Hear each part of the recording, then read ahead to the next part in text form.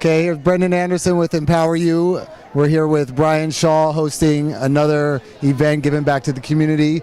You went to high school here in Oakland down the street, no doubt. What does it mean to have all these high school students in here getting scholarships and looking to improve in their academic world?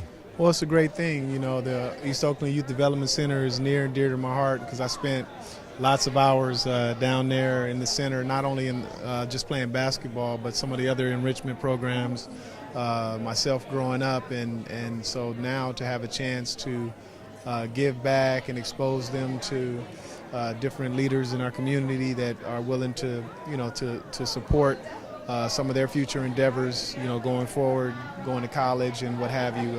It's a great feeling. Now, knowing that you a 5-time NBA championship as a player and a coach, now you have, as a coach, seeing new players come in. Damian Lillard is here in your house, a 6th-round draft choice. What do you say to the young players as far as knowing that they're still focusing on their new career, but enabled them to be able to give back and keep that in the back of their mind to help their community?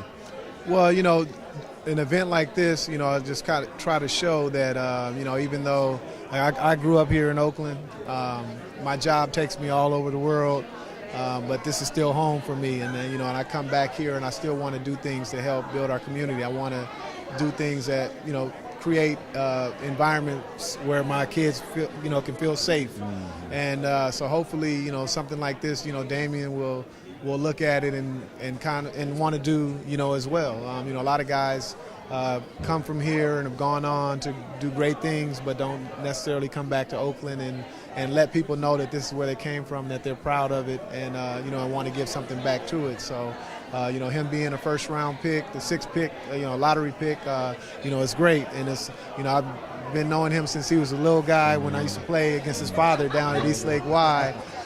So to see it come full circle, and now for him to be, be a member of our little fraternity, that NBA fraternity, is a great feeling.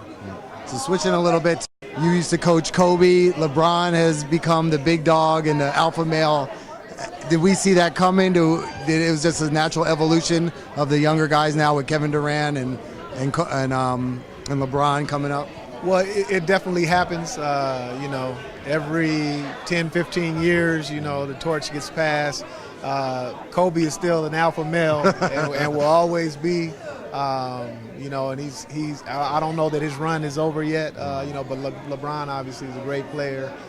Physically, just his, the tools that he has and the size that he is and the ability, he's going to be hard to contend with for a long time.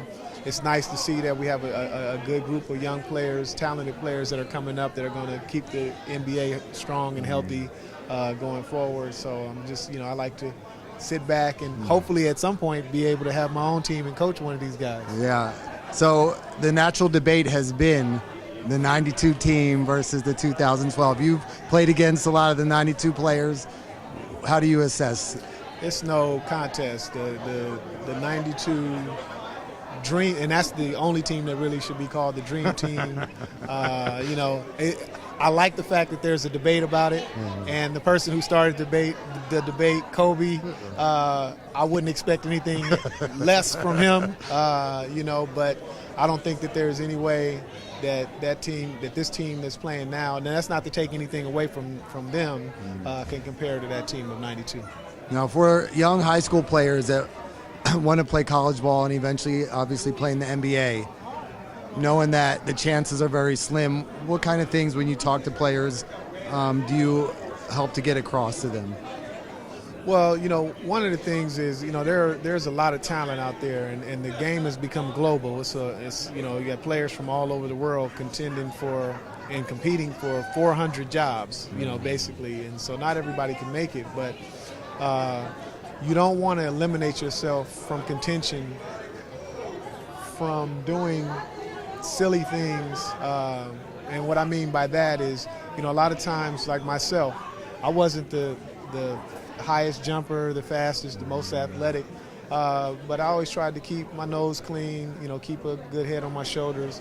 And I was able to get noticed because I was fundamentally sound. I didn't cause any problems, and I learned the game.